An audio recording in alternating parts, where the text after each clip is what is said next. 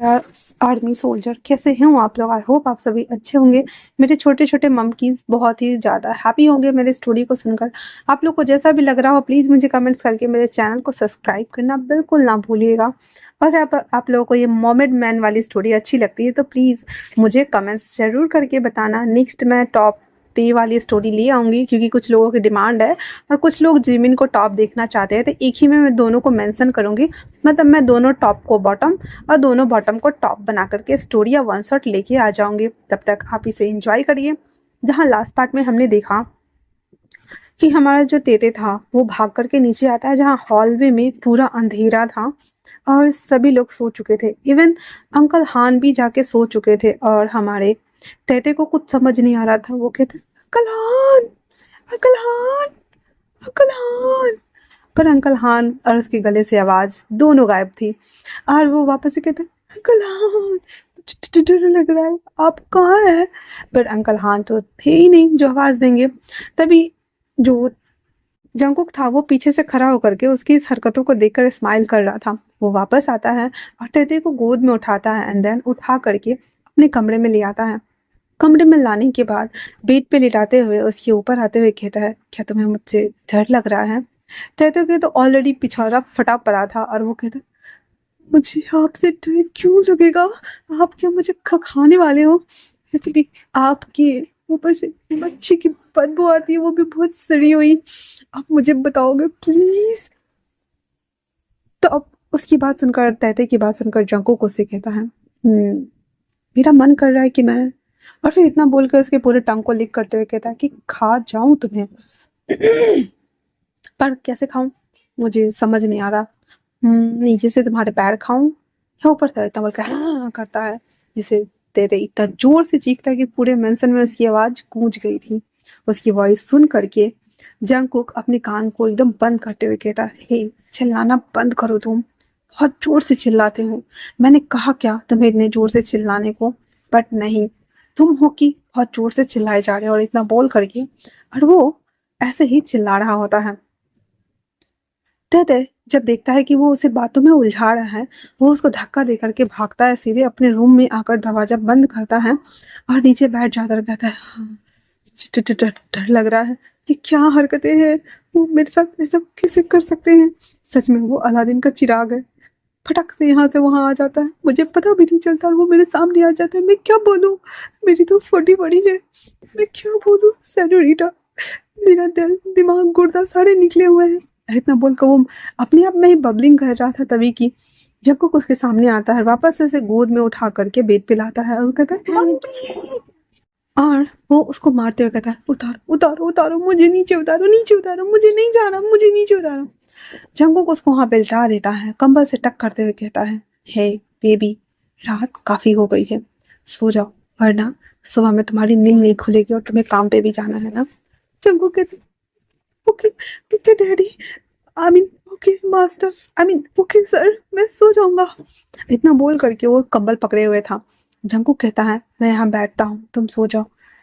और इतना बोलकर वो बैठा हुआ था। जंगकुक की तो वैसी बैठा हुआ था, तेई तेई की तो वैसी फटी पड़ी थी, उसको नींद काहे का आएगा। कहता है "सर, आप यहाँ बैठने वाले हो।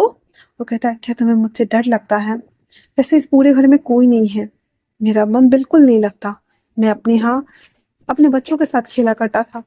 तो तेरे को लगता है कि शायद से ना सर को ना बेबी है, इसलिए उनको अपनी बेबी की याद आ रही है। तो कहता है आपको अपनी फैमिली की याद आ रही है सर, तो कोई नहीं, आप उनसे मिलके आ सकते हैं ना सर। जंगकुक हंसते हुए कहता है तुम सो जाओ, आज से तुम मेरे बेबी हो। और इतना बोलकर उसके बालों को छूने वाला होता है तो वो दूसरी तरफ मुंडी करता है। तब पर भी जंगकुक उसके बालों के ऊपर हाथ रखते हुए उसे सहलाते हुए कहता है हे रिलैक्स, ओके ना। और इतना बोल करके उसको टैप टैप करना स्टार्ट करता है।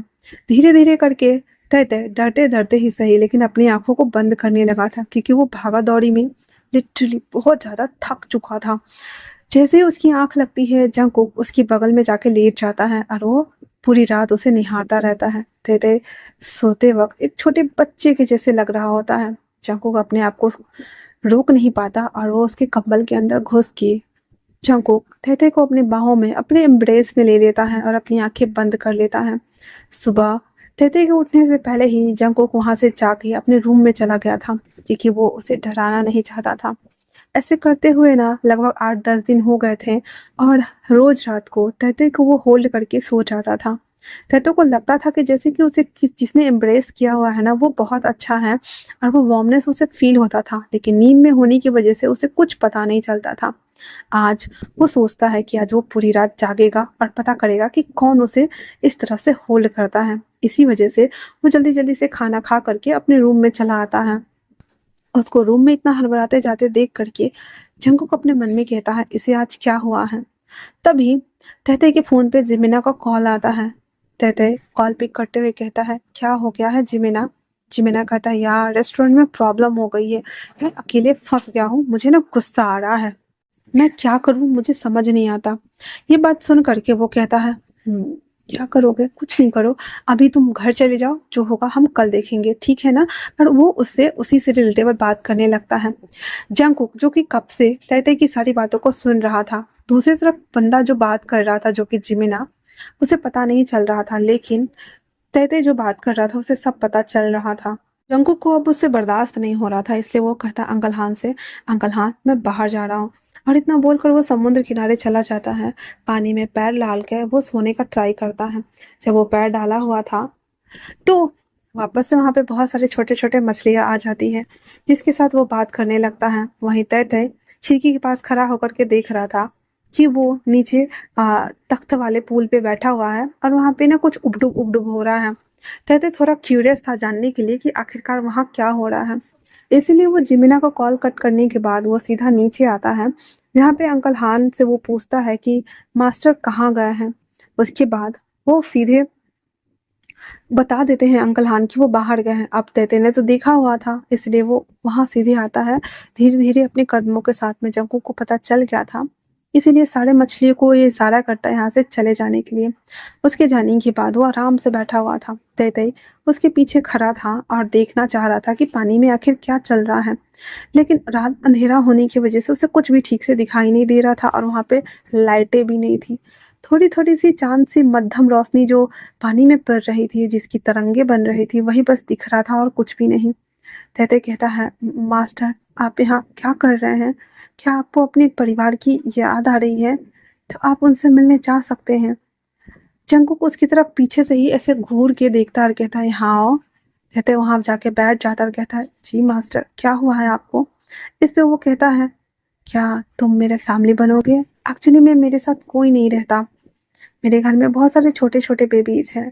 आप तैते को लग रहा था कि शायद वो उनकी नैनी बनने के लिए या फिर उनकी देखभाल के लिए बोल रहा है। वो कहता है, अगर आप पैसे अच्छे देंगे तो मैं बन जाऊंगा। जंगकुक हंसते हुए कहता है, मैं तुम्हें अपना पार्टनर बनाने को कह रहा हूँ, ना कि बेबीज के। क्या तुम मेरे हस्बैंड बनोगे। तैते सीधे कहता, क्या। वो शौक था। जंगकुक उसके लिप्स पे हाथ रखते हुए कहता, डोंट बी सीरियस, मजाक कर रहा था। और इतना बोल करके वो सीधे उसकी तरफ झुकता है। तैते तो एकदम सौकते में चला गया हुआ था, लेकिन जंगकुक उसकी तरफ झुक रहा होता तो कहता, मास्टर आप क्या कर रहे हैं। जंगकुक बिना कुछ बोले सीधे से उसके लिप्स को कैप्चर कर लेता है। तैते तो अपनी आंखें फाड़े वो जंगकुक को देख रहा होता है इस रिएक्शन को। तभी जंगकुक देखता है कि वो कुछ कर नहीं रहा है, तो वो वापस से थोड़ा और लीन होते हुए इसके लिप्स को कैप्चर कर लेता है, और वैसे ही रहता है कुछ सेकंड के लिए। अभी भी तहते कुछ नहीं कर रहा था, इसलिए जंगकुक उसके लिप्स को छोड़ देता है और उससे कहता है, कैन आई किस यू।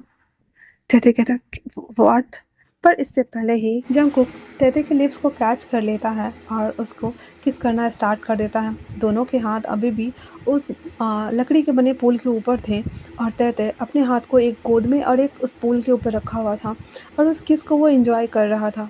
फिर थोड़ी देर बाद वो अपने आप ही उससे अलग होते हुए कहता, मैं जा रहा हूँ मास्टर। इतना बोलकर वो जैसे ही कुछ कदम चला ही था कि जंगकुक फटाक से अपनी रफ्तार के साथ में उसके सामने आता है और उसे पीछे पीछे करते हुए कहता है, क्या तुम्हें मुझसे डर लगता है। क्या अभी तुम मैंने तुम्हें जो किस किया, क्या इसकी वजह से तुम्हें रिग्रेट फील हो रहा है। तहते की बात सुन करके जंगकुक की बात सुन करके तहते कहते, नहीं वो ऐसी कोई बात नहीं है, मुझे नींद आ रही है, मुझे जाना है बस। और इतना बोलकर वो पीछे पीछे हो रहा था। जंगकुक धीरे धीरे उसकी तरफ बढ़ते कदम तैते को डरा रहे थे। वो धीरे धीरे इतना करीब आ गया था किनारे पे कि एक कदम और वो गिरने वाला होता है, और होता भी ऐसे ही है। तब तक जंगकुक उसे पानी में पकड़ लेता है। तैते के सामने में जंगकुक का फुल बॉडी, जो कि एक मोमेट का था, उसके सामने अपीयर हो जाता है। ये देखते ही तैते की आंखें तो बेहोश हो जाती, फट के बाहर आती है और वो सीधे बेहोश। जंगकुक उसे पानी में से निकाल करके और सीधे ऊपर आता है, उसे अपनी गोद में ले करके और ऊपर अपने कमरे में आकर उसके बेड पर लिटा देता है।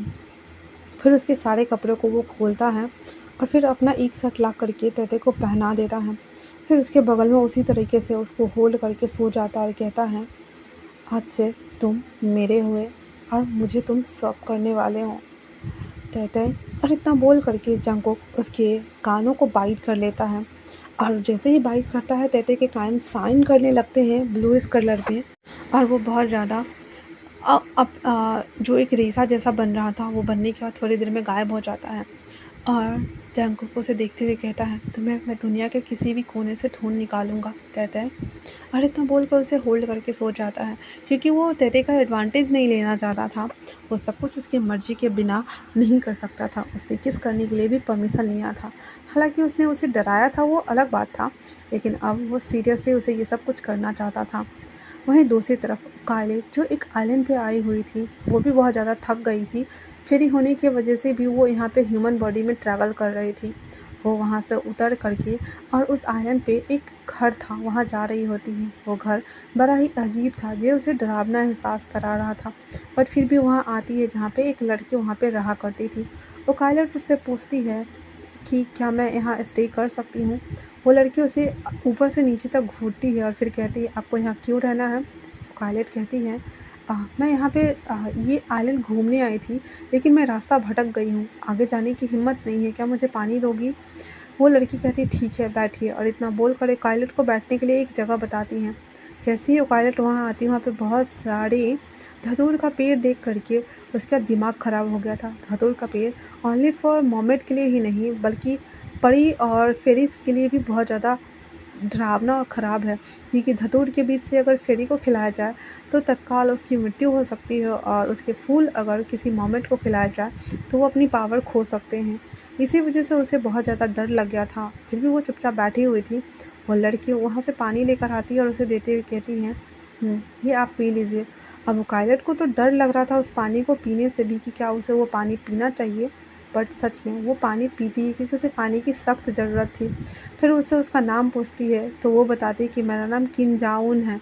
वो कहता, हाँ नाइस नेम, क्या तुम यहाँ अकेले रहती हो। तो वो लड़की कहती, नहीं, मैं यहाँ अपने ग्रैंडफादर के साथ रहती हूँ, और मेरे ग्रैंडफादर अभी बाहर गए हुए हैं, वो आते होंगे। वो कायलट कहती है, अच्छा ठीक है, तो क्या मैं तुम्हारे साथ रह सकती हूँ। मुझे आगे का सफ़र तय करना है, और इसके लिए मैं चाहती हूँ कि मैं थोड़ा सा यहाँ आराम कर लूँ। किम जाउन कहती है, हाँ ठीक है, आप रहिए, मैं आपके लिए खाना बना देती हूँ। वो पायलट उससे कहती है, क्या मैं पूछ सकती हूँ कि तुमने ये धतूर का पेड़ क्यों लगाया हुआ है। किम जाउन वो पायलट को घूर कर देखती है और कहती है, मुझे नहीं पता, मेरे दादाजी हर साल लगाते हैं और कहते हैं कभी ना कभी ये काम आ जाएगा, और उनके बाद मुझे ये लगाना है। और इतना बोलकर किम जाउन वहाँ से चली जाती हैं। किम जाउन के जाने के बाद ओकायट कहती है, मुझे यहाँ नहीं रुकना चाहिए, मुझे आगे बढ़ना चाहिए। और इतना बोलकर वहाँ से वो गायब होना चाहती थी, लेकिन गायब नहीं हो पा रही थी। उसकी पूरी बॉडी स्टिफ हो रही थी, और वो उसकी बॉडी भी काम नहीं कर रही थी। वो ग्लास को देखती है, जो कि ग्लास का पानी ब्लूइश हो रहा था। वो कहती है, ये क्या हुआ। तभी किम जाउन आके कहती है, मुझे पता चल गया था कि तुम एक फेरी हो। और इतना बोल करके एक रस्सी लेकर के उसके हाथ को बांध देती है और उसे घसीट कर घर के अंदर ले जाने लगती है। किम जाउन ऐसा कर रही थी तो वो जा रही थी, लेकिन फेरी अपने आप से गायब होने का ट्राई कर रही थी, तो इसकी पावर काम नहीं कर रही थी। इसलिए वो कहती है, इससे पहले मेरी सारी पावर ख़त्म हो जाए, मुझे बुलाना होगा। फिर वो मन ही मन इंचैंट करती कुछ मंत्र को, और मंत्र के जरिए वो मोमेड प्रिंस जंकुक को सम्मन करती है कि मैं डेंजर में हूँ, आप इस आइलैंड पे आइए। और इतना बोल करके और वो उसके साथ अंदर चली जाती है। वो किम जाउन उसको ले करके एक डब्बे में बंद कर देती है और कहती है, अब तुम यहाँ से कहीं नहीं जा सकती और तुम किसी को मैसेज भी नहीं भेज सकती। तब तो किम जाउन ने मैसेज भेज दिया हुआ था, और वो खालिद उसको डब्बे में बंद कर दिया हुआ था। जब ये चीज़ जंगकुक सुनता है तो उसे समझ नहीं आ रहा, तो वो उठ के बैठ जाता और कहता क्या सच में उसे, और कहता ठीक है मैं कल उस आइलैंड के लिए निकलूँगा। और वो तेरे को देख रहा होता है। फिर कहता है ये अगर सुबह उठ गया तो इसके लिए परेशानी हो जाएगी, मुझे अभी ही जाना चाहिए। इतना बोल करके वो सीधे से मरमेड वाले रूप में आता है एंड देन सीधे समुद्र में छलांग लगा करके उस आइलैंड के लिए निकल जाता है। तो आज के लिए इतना ही। कैसा लगा आप लोगों को ये पार्ट मुझे कमेंट्स करके ज़रूर बता दीजिएगा। जैसा भी लगता हो प्लीज़ मुझे कमेंट करके ज़रूर बताइएगा। अगर पसंद नहीं आ रही है तो मैं इसे जल्दी ख़त्म करके नई स्टोरी ले आऊँगी। तब तक के लिए थैंक्स फॉर वॉचिंग।